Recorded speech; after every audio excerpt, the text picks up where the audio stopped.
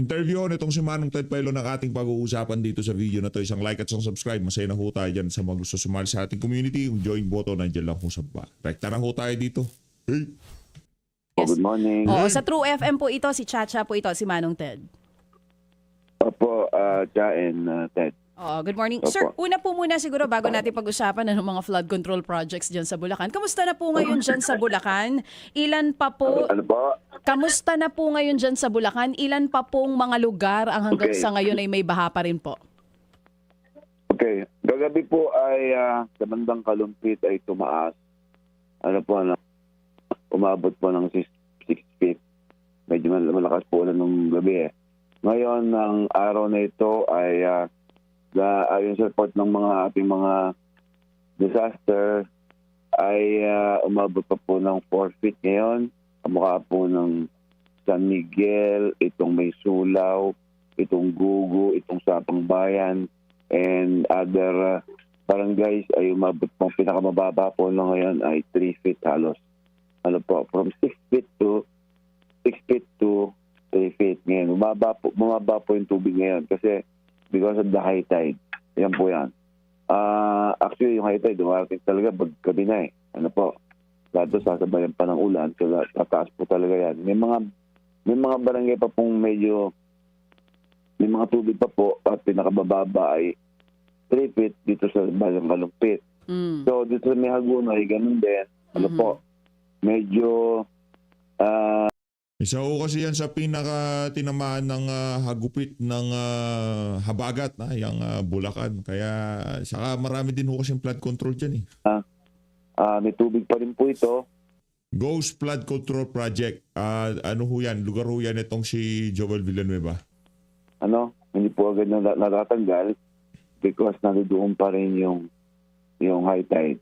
And itong mga coastal po natin, dito sa lalawigan ng Bulacan, mga coastal po natin na may tubig pa rin, yan mga 2 feet po to 3 feet tubig po sa kanila. Ayan. Kaya po yung ibang lugar naman, dito sa atin, may mga nawala na yung ibang tubig. Possible naman po ang daan. Yung iba man, kahapon, yung Baliwag, dito tumaas. Baliwag, ayan po yung bandang Marilao, tumaas po because of the flash flood na nagagaling sa upstream. Yan po yan. So, yung iba naman, wala ng tubig. Pero meron pa rin po may mga tubig din dito. Most especially itong Catch Basin, itong Marilao, itong Agunay, Pulilan, and itong Kalumpit. Yan po yan. So, Governor, tama po, no? Dun sa base rin po sa monitoring namin, 14 municipalities po dyan sa Bulacan ang affected ng pagbaha. Bukod pa po dun sa mga hindi nyo na nabanggit, kasi nabanggit nyo yung Kalumpi, there's Marilao, Hagonoy. Kanina po, tama po yung datos natin, 14 municipalities sa Bulacan ang affected ng pagbaha. Palagay ko hindi magdag po ba yan? Hindi lang po 14. Hindi lang Hindi lang po 14. Oo. So Governor, po tayo. okay, Governor, ganito po para ho mas malinaw at mas mabilis po tayo. okay, Ito. Yan. Okay. Sa 20 bayan, 4 na lungsod, ilang pong bayan ang may baha pa rin o binaha? Ilang pong lungsod ang may baha pa rin? Okay, yung lungsod ng Baliwag, yung part lang ng ibang barangay, mayroon. Mababa na rin ngayon. 2 feet, mga ganun po. Ang pinakamataas po dito sa yan, itong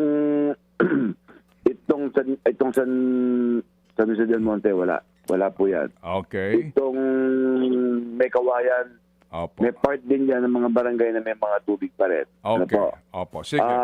Itong may Kawayan, itong Malolos po yan. Okay. May mga tubig pa po iba dyan talaga. Opo. Okay. May mga Opo. tubig pa po ang Malolos. Sige. So sa 20 bayan, ilan po ang may tubig po o binaha? Opo, dito ang pinag-special dito, Kalumpit, So ilan po? Mga Itong 16? Bunoy, Mga 16? itong Marilao, Mhm. itong Pulilan, part ng Giginto, konti lang po itong bandang Malislak and ilang-ilang. Ano po? And bandang Kabukiran. Ayan, may Opo. mababa lang po. Opo, sige. Itong Plaridel, Oo. mga konti-konti lang po sa may mga dulo-dulo. Mga Opo. bandang Kabukiran din. Opo. Mga nasa iba. Ayan po. Opo.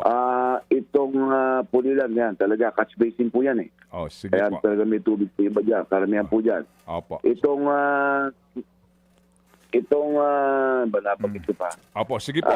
Itong Opo. Balagtas, talaga yan po. Medyo may tubig din po yan. Yan pong, Oo. itong Balagtas, Bukawe. Po yan, apektado na rin po ng high tide yung mga yan eh. Opo, Ano po? yes sir. Opo. Sige, ganito po. Itong, Gov. Opo. Gov, kasi po, Yes, sir. kulang ang aming oras. Ito pong term ninyo ngayon, pangatlong term na ho ba ito? Opo, Ted. Opo, sige po. Last term po ninyo, kumbaga, ngayon po ay pang, ano na ho kayo, halos pang 8 taon na po bilang gobernador ng Bulacan, ano po? Opo. Okay. Sige. So, magmula po nang kayo naging gobernador, ano ho bang naobserbahan ninyo? Nabawasan ho ba yung baha o lalo pa nadagdagan? Nag-worse po. Ano Nag-worse po? po actually. Nag-worse daw, lumala. Nag-worse. Nag-worse po yung baha. Hello? Opo, nag-worse po yung baha. Okay. Opo, sige. actually, napapansin po namin tumataas ang high tide eh.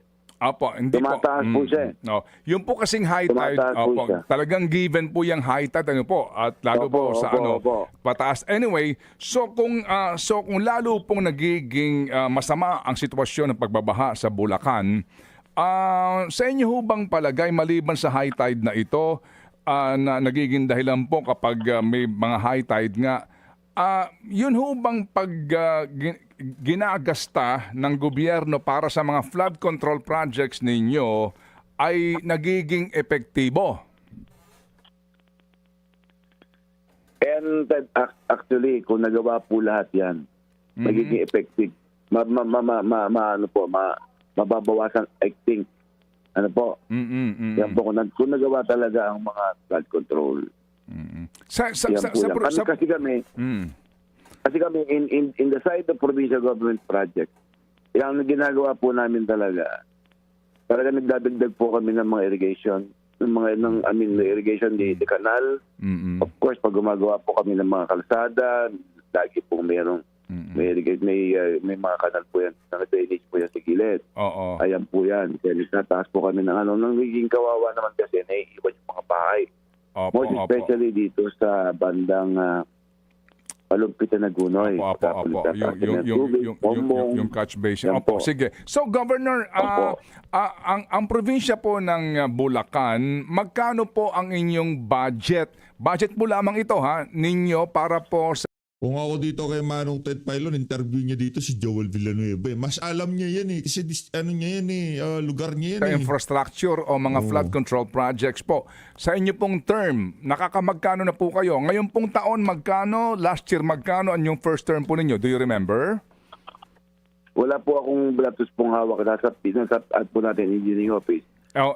Estimate po ninyo. Estimate. May mga project po tayo. Opo. Mga estimate po ninyo. Mga magkano po? Project po tayo. Siguro less than mga 900 po. 900 million lang.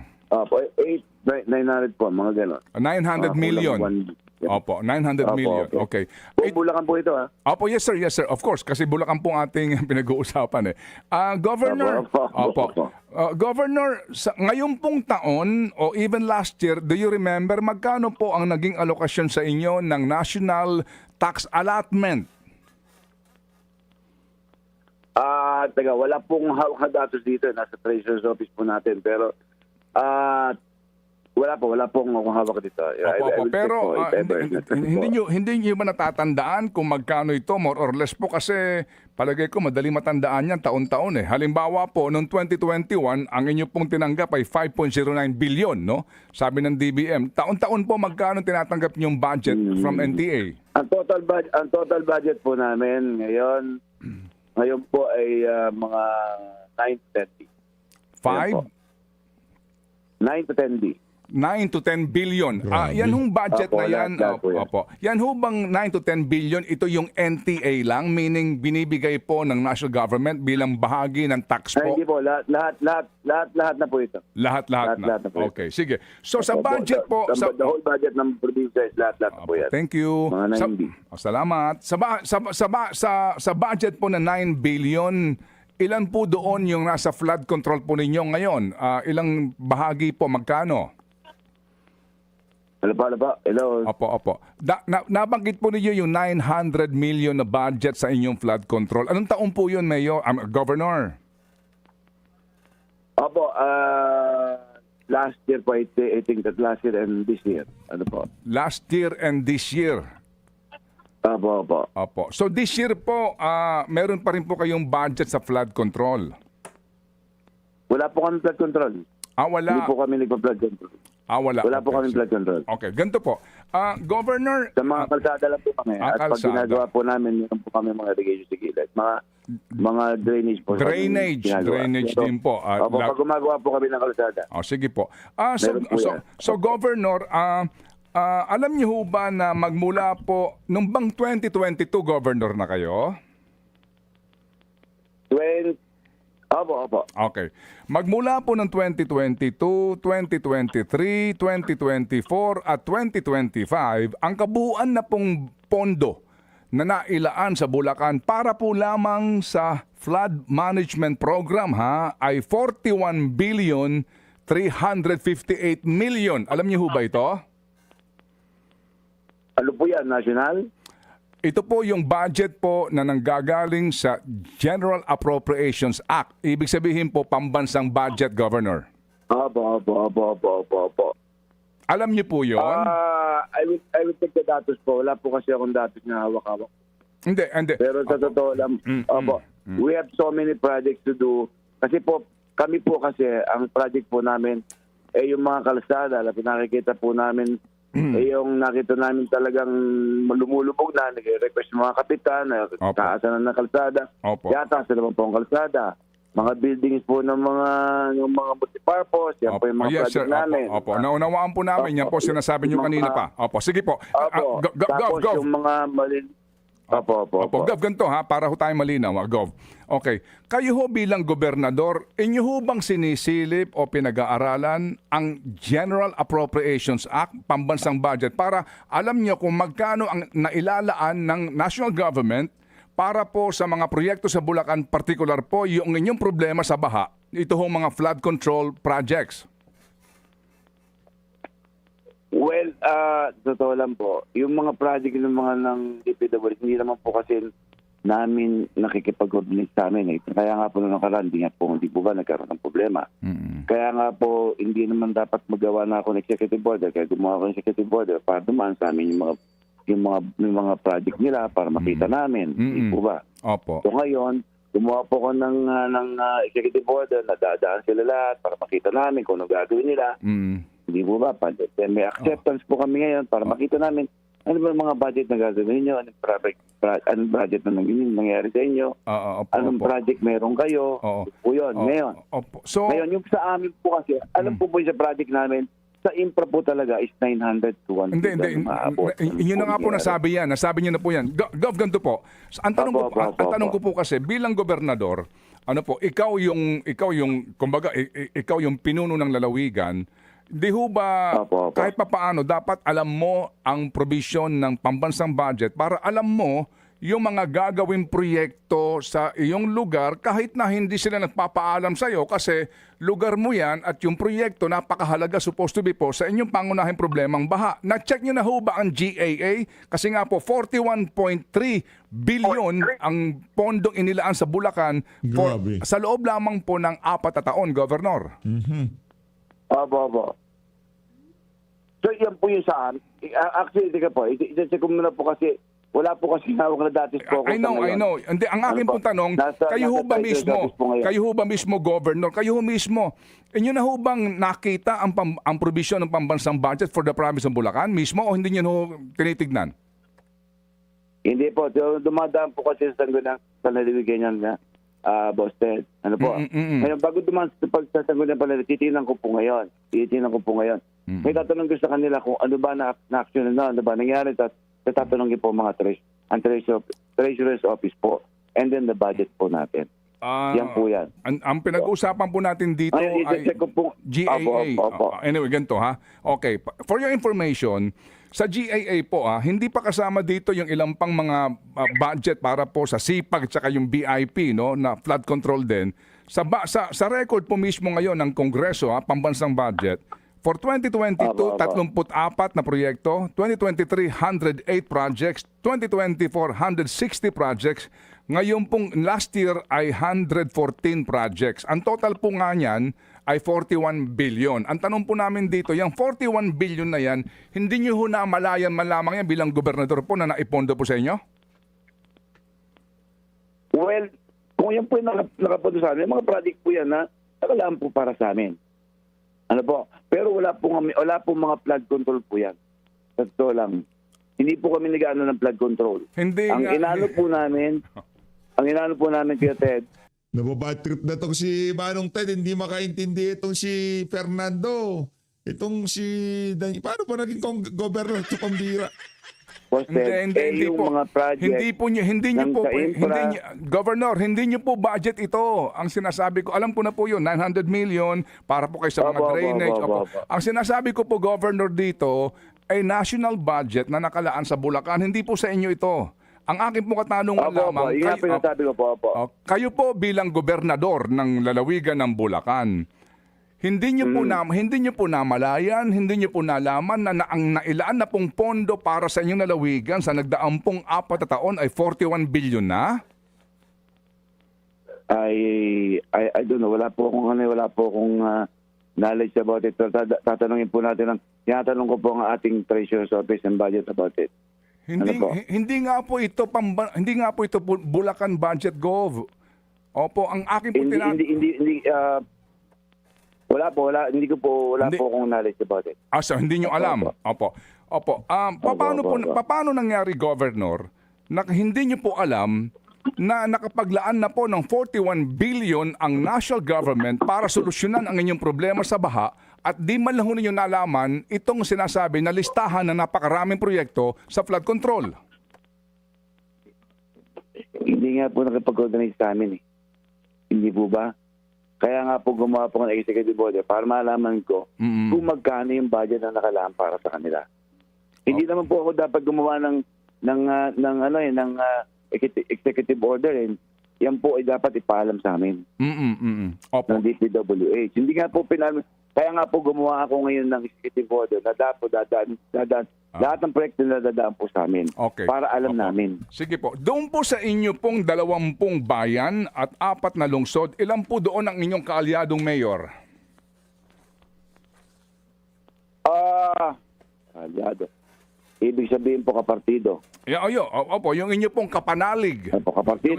Yung inyong supporter nyo. Opo. Teka po, siguro po kasi kung bibilangin po natin yung matagal pa na, mga 6. 1, 2, 3. Siguro po mga 18, 19, 20. Okay, sige. 18. Okay. Opo. Yun ho bang mayor po ng Hagonoy, Kalumpit, yan po, ito pong Paumbong, ito pong Ubando, yan, Malolos, ito pong, of course, no, ito pong Giginto. Ito bang mga mayors dyan, kaalyado ninyo? Yung pong Malolos, yung Kalumpit, yung Hagonoy. Opo. Ito sa first district ho ba kaalyado nyo si Congressman Hagonoy. Opo. Hagonoy po ay hindi. Yung first district ho ba na Hagonoy congressman? hindi. Oo. Hagonoy hindi, Malolos, opo. Kalumpit, opo. Oo. Yung Ginto ay hindi po. Okay, sige. Okay, ganito. Yung vice mayor lang. Apo. Ang ano po. Opo. Yun ho bang mga mayors po na kaalyado ninyo, hindi man lang po sa inyo medyo nagsasabi na, Gov, may ginagawa sa aming project ang DPWH. Gov, may flood control project na ginagawa sa aming lugar. As in, wala pong katimbre-timbre sa inyo, Governor? Hindi rin po yata dumadaan sa kanila eh. Hindi rin po nakikipag-organize sa kanila eh. Aha. Mm-mm. Kaya hindi po siya nagsasalita rin sa akin. Kung hindi dumadaan Wala sa... po. Wala rin po coordination sa kanila eh. Sa akin nga po, walang coordination eh. Sa mayor pa po. Paano po nakakapagsimula ng project yung pong DPWH o ang kanilang contractor na hindi humihingi ng kaukulang pong permit sa local government? Ganito po, ano po. Kasi po, may mga project din po ang municipal government. May project din po kami. Di po ba? Kuya Ted, Boss Ted, alam mo po yan, di ba kayo naging congressman po kayo? So, hindi po dumadaan sa amin yung mga project nila. Actually, hindi nga po nakipag-coordinate sa amin kung may mga project na gagawin. Alam po namin, Gov, may kanya-kanya kayong project. Ngayon, nire-request lang po namin sa... Nagbibigay po kami na request sa congressman na, ano ba, itong kalsadang ito, ibibigay namin to sa congressman. Baka pwede isama yan dyan. Yan po yan. Sama sa project ninyo. And actually, may mga sarili naman po sila mga assessment staff kung ilan yung mga project na gagawin nila. Hindi po ba? Opo. Hindi, ang tanong ko po, Governor, Gov, alam po namin, hindi nakikipag-coordinate, may sarili kayong project at budget. Paano po nakapagsisimula ng konstruksyon ang isang kontraktor sa isang lokalidad na hindi humihingi ng kaukulang permits sa munisipalidad? Kasi meron kang excavation permit, etc. Wala pong, I don't know sa kanila kung may dumadaan permit sa kanila. Sa amin po ay wala eh. Hindi po kami nagbibigay ng permit pagdating sa mga ginagawa ng DPWH eh. Opo, sige. So, Kaya nga po hindi nakapag-organize sa amin kasi wala. Kasi kung may mga permit po silang binibigay sa amin, dapat alam namin. Sige po. Okay, so ngayon po, Gov, no? Ngayon po na sinasabi namin sa inyo na ganito na po kalaki ang perang nailaan sa Bulacan para po sa flood control projects. Pero sabi ho ninyo, mas lumubha pa ang baha.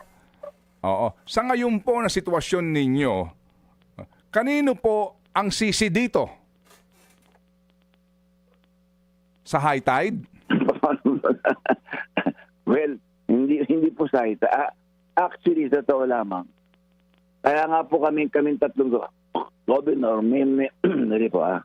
Kaya nga po kaming tatlong governor, meron po kaming ibinigay at pinanukalang project sa national government. Ito pong tinatawag na mega dike para mabawasan yung baha at yung high tide maharang. Okay. Yan po yan. Ngayon, yung mga project nila kasi actually, sa totoo lang Kuya Ted, Boss Ted, hindi po talaga dumaan sa akin. Kaya nga po hindi sila nakipag-coordinate sa amin. Kaya nga po napilitan akong gumawa ng executive order para dumaan sila sa amin ngayon. At ngayon po, tinawag ko po yung mga bagong minitin ko po yung mga bagong opisyales ng DPWH para malaman ko ngayon at makipag-coordinate sila sa akin. Kasi noong nakaraan talaga hindi po nakipag-coordinate. Minsan lang po silang kumuusap sa akin. Minsan lang, yung mga nagdaan. Opo. Kasi nung humihingi sila ng PDC resolution para doon sa kanilang... Okay, sige. Ganito. Okay. Sige po. So, Gov, ito po, huli kong tanong. Sa inyo pong palagay, bakit kayo hindi pinapansin ng mga proponents ng mga proyektong ito? Bakit binabypass kayo ng DPWH?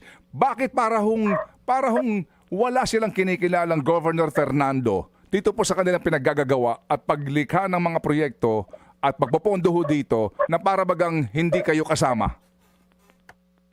Tama ka ron, Boss Ted.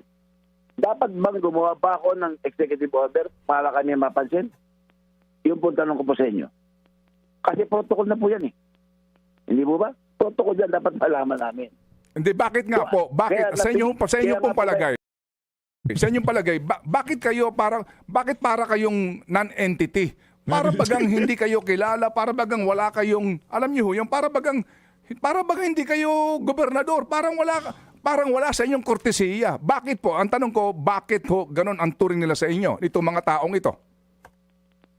Hindi na naman po siguro sa akin. I think, pati doon sa ibang gobernador, ganun din ginawa. Ewan ko po, di ko po alam kung bakit nangyari yan. Hindi ko po ganun. Basta dapat, protocol po yun. Dapat dumaan sila. Kaya nga po, miniting ko sila ngayon. Sa mga bagong opisyalis na daw po ngayon sa Bulacan. Ngayon po nilang bago ngayon. Na dapat makipag-convince sila sa akin. Yun, humingi din sila ng sorry sa akin. Nandigin nakapag-coordinate yung nakaraan. Ngayon nga ako, hindi po pwedeng ganun. Kaya nga po, kailangan ko bang gumawa ng executive order? Sabi ko nga sa kanila, para kayo ay makapag-coordinate sa amin. Sige. Dapat may acceptance pa. Dapat meron sa kapitan, sa mayor. Opo. Sige. Gobernador, pagkatapos, hindi po ba? Opo, sige po. So, Kailangan hindi nga po boasted eh. Dapat ba nilang, dapat bang ibaliwala kami? Dapat bang maano kami? Mawala kami sa picture, di po ba? Opo. So, kailangan malaman namin lahat ng gagawin nila. Ngayon, ultimo building, lahat, kinakailangan malaman namin. Sige. Kasi para magbantay na at instruction po natin yung ating Provincial Engineering Office para magbantay. Sige po. Okay. Ngayon po, dito babantayan nila. Dalawa, yung project namin at saka yung project nila.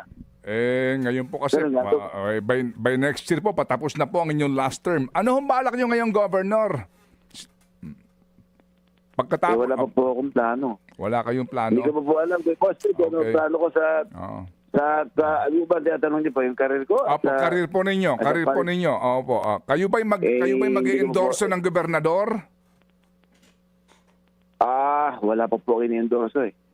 Wala pa po. At hindi ko pa po alam po yung plano kung ano po yung lalabanan natin sa susunod. O pwede naman ako magpahinga na, pwede naman akong tumulong. Pahinga ka na. Pwede naman pong ganun.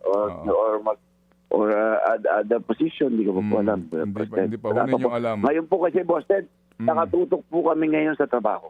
Boss Ted. Ay, nako po. Kasi ang dami po trabaho ngayon. Opo. Ismar Joseph. Sige po. Napakadami po, Boss Ted. Nako, Tulungan niyo po kami, alalayan niyo po kami. Opo, alam niyo ho, sabi ho, kayo nakatutok sa trabaho, ang una niyo pong trabaho, busisiin po lahat ng project po sa inyo, regardless kung sino pong gumagawa. Yan po siguro ang inyong pangunahin niyo. Opo, at kanya po ginawa namin. Kaya nga po tinawag ko sila. Okay, sige. Tinawag ko sila kasi Opo, sige. siyempre mahirap yung ganyan. Nakaroon ng korupsyon eh. Opo, nako, Sabi ni Manong Ted, okay na. Fernando, tapos na. 41 billion ito, Governor. 41 billion ha. 41 bilyones sa loob lamang po ng 4 na taon ang nailaan sa inyong probinsya, baha pa rin kayo. Salamat po, Governor. Salamat po. Opo. Salamat, Kuya Ted. Salamat, Boss Ted. Mabuhay po. Thank you.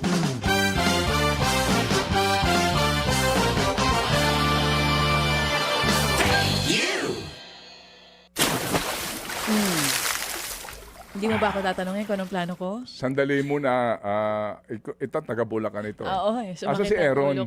Wala. Asa Ayun si no, Aaron? nakatutok siya sa'yo kanina. Nakaganon pa si Kuya Aaron. Ano Nakatingin si Aaron? sa'yo. Ito, taga Hagono ito. Tapos nakahawak sa kanyang baba. Sandali, si Aaron, taga Hagono ito. Inuumpog ang ulo sa pader. Aawatin ko muna. We'll take a break. Sakit ang ulo eh. Punta tayo dito kay Atty. Ferdy Topacio, programa niya. Yes, Topacio. Good. Maraming nangyayari. Si Gutesa bumaliktad. Opo. Yan in the wake of the recantation ng 4 na Marines. Opo. Bago, binabaliktad din yung istorya tungkol dun sa honey trap daw. At sinasangkot si Jing Paras at si Representative Lian Leviste. Ayun. At yung mga Chinese nationals na inaresto, na illegal. Mali. Legal naman pala, oo. Oo. Pwede palang ganon, no? Hindi, alam mo, nakakatakot Opo. Kasi ang nananaig dito sa atin ay puro kasinungalingan. Katulad niyang si Attorney Raymond Palad. Opo. Sinasabi niya si Vice President daw pumunta sa BJMP sa Annex 2 para puntahan si Madriaga. Hindi naman pala Mali totoo. pa rin. Yung sinasabi ni Madriaga, puro walang katotohanan. Alam mo, Ma'am Juvie, nakakatakot yan eh. Opo, Sapagkat totoo. alam niyo po, yung mga kasinungalingan, gawain po ni Satanas yan. Oh. Hindi, totoo po. Yes. Hindi kami nagbibiro. No joke, no joke. Kailangan lang po nating tingnan sa Biblia, di ba? Unang-una, Opo. Genesis pa lamang, di ba? Yeah. Nung nilinlang nung ahas, yung ahas po ay yan ang kumakatawan sa dyablo. Di ba? Inengganyo niya si Eva na kagatin yung ipinagbabawal na bunga. At sabi sa kanya, sabi kasi ni Eva, sabi ng Panginoon, wag daw naming titikman yan. Yes. Pero sabi ng ahas sa babae, ito nasa Genesis. At sinabi ng ahas sa babae, tunay na hindi kayo mamamatay. Pero ano nangyari? Dahil nagkasala, di ba? Nagkaroon ng kamatayan. Yes. Kasi ang parusa sa kasalanan ay kamatayan. Kamatayan, Nasa yes. Biblia. Yan talagang kasinungalingan, kita mo ha. Sa ikalawang Tesalonika, ang talata ay 2. Sa ikalawang Tesalonika, Opo. 2, ang talata ay 9 pala. Sabi rito, siya na ang kanyang pagparito ay ayon sa paggawa ni Satanas, na may buong kapangyarihan at mga tanda at mga kahanghangang kasinungalingan. Yan. Talagang ang sinungaling ay mga kampo ni Satanas. Nasa Ito, Biblia nakalagay pa sa yan, Jeremias. Oo. Sapagkat mula sa kaliit-liitan nila hanggang sa kalaki-lakihan nila. Malaga ho yan, yung mga sinungaling, no? Ano ho yan? Ika nga, hindi maganda yan. Kaya kayo ho dyan, wag ho kayong magsinungaling. Mga malilit na bagay, nag-uumpisa sa maliit yan eh. Yung kumuha ka ba ng candy, kahit kumuha ka sasabihin mo, nag-uumpisa sa maliit. Kaya ugaliin natin mula doon sa maliit na bagay, wag ho tayo magsinungaling. Okay? Kung oo. Kung hindi. Wala na yung walang mo magsisinungaling. Bawat isa ibinigay Kung gano'n ang attitude nitong bansa na to, nako, baka ang yaman na ho ng bansang Pilipinas ngayon. sa kasakiman. At mula sa propeta hanggang sa saserdote, bawat isa ay gumagawang may kasinungalingan. Nako. Kanilang pinagaling din naman ng kaunti ang sugat ng aking bayan na sinasabi, kapayapaan, kapayapaan, gayon may walang kapayapaan. Di ba? Nangahiya baga sila nang sila'y gumawa ng kasuklam-suklam? Hindi! Hindi sila nangahiya sa anuman.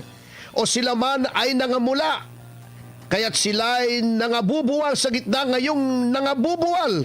Sa panahon na aking dadalawin sila, ay nangabubulagta sila. Sabi ng Panginoon. Di ba? May sinabi si Panginoon, si Panginoon tuloy, si Pangulong Marcos, mahiya naman kayo. Hindi naman sila nahiya. Di ba? Opo. Sabi, anong mangyayari kapag ikaw ay sinungaling? Ito, hindi po kami ang nagsasabi nito. Opo. Baka sabihin nyo, masama kami mga tao. Sabi sa Kawikaan 19, ang talata ay 9. Ang sinungaling na saksi ay walang pagsalang parurusahan. At ang nagbabadya ng mga kasinungalingan ay mamamatay. Di ba? Yun. Hindi kami nagsabi niyan, ha? Sabi rin sa Salmo, sa 5, ang talatay 6, iyong lilipulin sila na nagagsasalita ng mga kabulaanan. Kinayayamutan ng Panginoon ang taong mabangis at magdaraya. Ayun. Yan ang nangyayari sa ating administrasyon ngayon. Puro kabulaanan. Yes. Puro kasinungalingan. Anong sinasabi rito? Lilipulan sila. Mangungi bulagta sila. Ano ibig sabihin ng mga bulagta? Mamatay. Ayun, Yan, Sabi rin sa Salmo. Salmo ulit tayo. 52, ang talata ay 2 hanggang 5. Ang dila mo'y kumakata ng totoong masama. Gaya ng matalas sa pang-aahit na gumagawang may karayaan. Iniibig mo ang kasamaan ng higit sa kabutihan. At ang pagsisinungaling kaysa pagsasalita ng katuwiran. Iniibig mo ang lahat ng mananakmal na salita. Ikaw naman darayang dila. Ilulugmok ka rin gayon ng Diyos magpakailanman. Itataas ka niya. Itilalabas ka sa iyong tolda at bubunutin ka niya sa lupain ng may buhay. Ibig sabihin, tatanggalin ka sa lupain. mawawalan ka ng buhay. O, hindi tatanggalin po kami ka. nagsasabi yan. Biblia, ha? Oo. Eto pa, sa unang Timoteo, 4, ang talatay 1 hanggang 2. Ngunit hayag na sinasabi ng Espiritu na sa mga huling panahon, ang iba'y magsisitalikod sa pananampalataya at mga kikinig sa mga espiritong mapanghikayat at sa mga aral ng mga demonyo. Sa pamamagitan ng pagpapaimbabaw ng mga tao na nagsisipagsalita ng mga kasinungalingan na hinerohan ng kanilang mga sariling budhi na waring bakal na nagbabaga. Oh. Yan po ang mangyayari sa mga sinungaling. Ito sa awit ha, huling Sige po. talata na lamang. Opo. Awit 109, ang talata ay 163. Aking pinagtataniman at kinasusuklaman ang pagsisinungaling. Ang Panginoong Diyos po nagsasalita rito ha. Ngunit ang kautosan mo'y aking iibigin. Yan. Kaya tayo po, baka na-demoralize tayo bago tayo pumunta sa mga issue. Opo. Kaya kami po ni Manang Juvie at 10 ng lahat ng mga naririto sa SMNI. Opo. Truth That Matters, palagi po naming pinaglalaban ng katotohanan kahit napakahirap po ng laban. Yan. Ang kalaban po natin ay buong makinarya ng pamahalaan. Pwede silang magpakulong.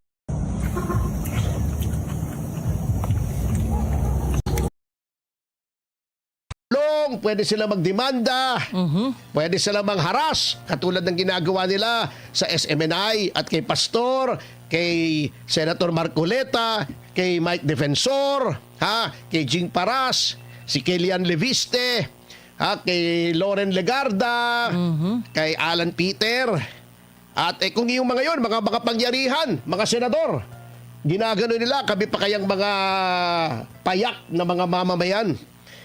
Alam niyo po, mga kasama, bago po ako pumunta sa ating mga issue, ang nagpapalakas lamang po ng loob sa amin ni Manang Juvie Opo. at dito po sa SMNI at lahat sa inyo na makatarungan na nakikipaglaban hanggang ngayon para sa katotohanan, ang mga hindi tumitiklop, hindi sumusuko, ay ang pangako ng ating Panginoon sa Isayas. Yes. Nung sabihin ng Panginoon sa mga tunay na lingkod ng Diyos, huwag kang mangamba sapagkat kasama mo ako. Huwag kang malungkot sapagkat ako ang iyong Diyos. Palalakasin kita at tutulungan. Aalalayan kita sa pamamagitan ng kamay kong nagliligtas. Ang lahat ng nagagalit sa iyo ay tiyak na mapapahiya ng husto. Ang mga lumalaban sa iyo ay mapapahamak at mamamatay. At kahit hanapin mo ang iyong mga kaaway, hindi mo na sila matatagpuan. Silang mga kumakalaban sa iyo ay magiging walang kabuluhan. Sapagkat ako ang Panginoon ng iyong Diyos. Ako ang magpapalakas sa iyo at nagsasabing, huwag kang matakot sapagkat tutulungan kita. Yan po ang nagpapalakas po ng loob sa atin. Yan Ngayon ang po, totoo at yan po ang katotohanan. katotohanan. Paminsan-minsan kailangan ho natin makinig ng mga ganitong klaseng pagsasalita nitong si Attorney Ferdy Topacio, no, para kahit paano mabuhayan naman yung ating mga kababayan kasi talagang yung iba nawawalan na ng pag-asa oh. Unang konti ron, pasensya na po kayo. Opo. Katulad nung nangyari, di ba anong sinasabi mo Manang Juvie? Nagdrama pa. Itong NBI, may private plane pa o special plane, pumunta sa Davao, gitna ng Kadayawan, mag-aaresto daw ng mga Chinese nationals. Opo. Yung Malaking pala, ito mga kahihiyan to, yan nangyari wala dyan. naman palang problema at nagagalit tuloy yung Chinese embassy. Hindi sa kinakampian natin ng China. Oh, yes. Ngunit alam niyo po, yang mga away na yan ay may repercussions. Natatanda mo yung ginawa doon sa Vice President ba yun? Yes. Ng Huawei. Opo. Na nung nasa Canada ay inaresto ng mga Amerikano. dahil may violation daw ng mga batas sa Amerika. Ito ay trade war lang naman. Sa pagitan ng China at ng Amerika. Yes. Hindi natin kinakampihan ng China. Ngunit, kapag tayo ay kinikilos laban sa isang bansa, bumabawi po yan. Lalo na kung ang bansa ay malakas. Oo, di ba? Opo. Ganun po yan eh. O, anong nangyari roon nung inaresto ng Amerika sa Canada? Sa Canada pa, dumanding yung eroplano, inaresto. Right Yung away. Vice President ng Huawei. O, ang China, may inaresto naman ng mga Amerikano. Okay. At ikinulong din. O, sabi nila, naaresto niyo yung mga citizen namin. Arestuhin namin yung mga citizen nyo. Yan po ang ginagawa ng mga bansa na may dignidad. O, wag na sa ating sabihin China lamang. Opo. Baka sabihin pro-China tayo. May mga ulalo dyan na basta nagbigay ka ng ehemplo na may China na hindi tugma sa kanilang naratibo, ay baka pili ka na daw. Traitor ka naman daw. Oo, hindi nag-iisip yung mga yan Puro kailungan Oo ha, oo. Yan. O, ang Amerika, di ba sabi ng Amerika, kayo, Netherlands, wag na wag niyong aarestuhin ang aming mamamayan. Correct. Kung hindi, kami ay lulusob dyan at kukunin namin dyan, lulusubin namin ang inyong bansa. O, di ba? Ililigtas nila yung tao Oo. nila. O, anong ginagawa nila ngayon? May mga warrant yung ICC sa mga ilang mga sinasabi sangkot daw sa war crimes sa Afghanistan. Anong ginawa ng Amerika? Hoy, kayo ICC, hindi pwede yan. Gugunawin namin kayo. Yung mga miyembro ng ICC, hindi pwedeng pumunta sa Amerika. Hindi pwedeng gumamit ng credit card. Yung Yung mga patay. bank deposits nyo sa mga bangko na may kaugnayan sa Amerika, frozen lahat. Di ba? Pati nang nameme sila. Wala na sila. Ganun po ang isang bansang may dignidad. At may Pag pagmamahal. kinanti mo ang mamamayan nila, babawi ang kanyan. Tayo lang naman ang ginagawang doormat, tapak-tapakan tayo Oo, ng bakit? ICC. Ming mismong mamamayan natin, hindi lang basta mamamayan, dating Pangulo, ibinibigay natin sa ibang bansa. Ngayon, si Pastor Kibuloy, gusto rin nating ibigay sa ibang bansa. Ano ba naman yan? Di ba? Wala naman tayong kahihiyan, kaya pinagtatawanan tayo ng buong mundo. Yung iba, pinoproteksyonan ng citizen nila. Alam mo ba nangyari Manang Juby? Yes po. Doon sa pinadala mo sa akin na gusto mong i-discuss. Opo. Oo. Bigyan mo muna sila ng background tungkol doon. Yung tungkol sa China. Oo, yung Oo. inaresto.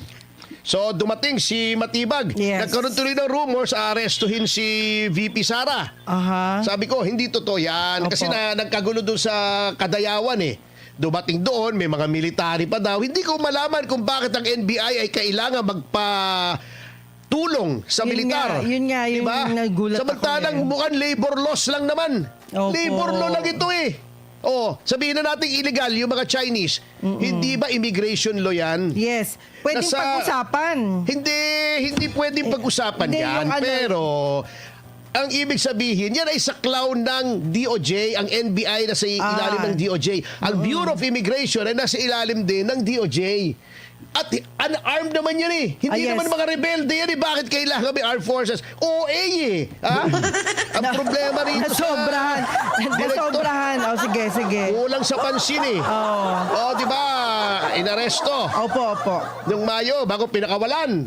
Dahil wala naman daw problema.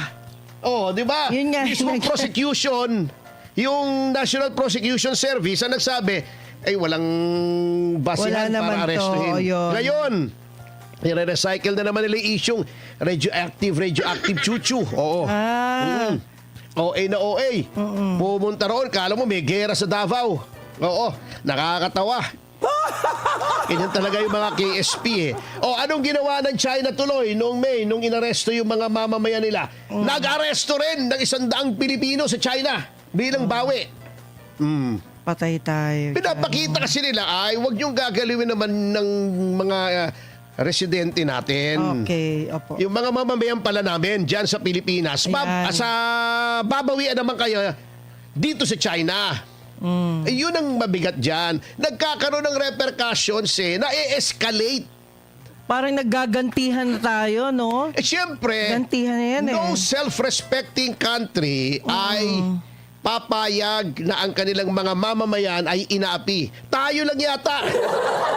Pero Baliktad attorney, tayo. parang nangamatay na ba ang mga bayani sa Pilipinas? Kasi nagtataka lang ako, di ba? Di ba pag sinabing bayani, pagtatanggol mo ang kalahi mo? O para ano, ubus na ba yung mga bayani natin, attorney? Wala. Hindi naman bayani yung nasa DNT. Di ba Maltese yun? O baka sa Malta siya Ayan. bayani. Maltese yun eh. Teka muna. Parang yung namatay kong aso, si Noy Noy, Maltese yung lahi. Oo. Ayan. Sayang, bilib pa naman ako sa inyo dati. Ako rin eh. Dati ha, talaga. Binoto ko kayo actually kasi president siya, di ba? Oo. For that time. Pero nagulat ako eh. Ito lang masabi Hindi, ko. ang nangyari kasi, hindi naman kasi pala, kaya natalo eh. Opo. Maliit lang ang boto na ni Gibo Teodoro. Boto! Boto nga! Ano ba Ako sa... na sinasabi ko sa inyo eh. Na nga mga kababayan, dito na natatapusin ang ating reaction video. Maraming salamat sa pag-support sa PH Update. Mag-ingat po kayo lahat. Mahal natin Pilipinas. Boto!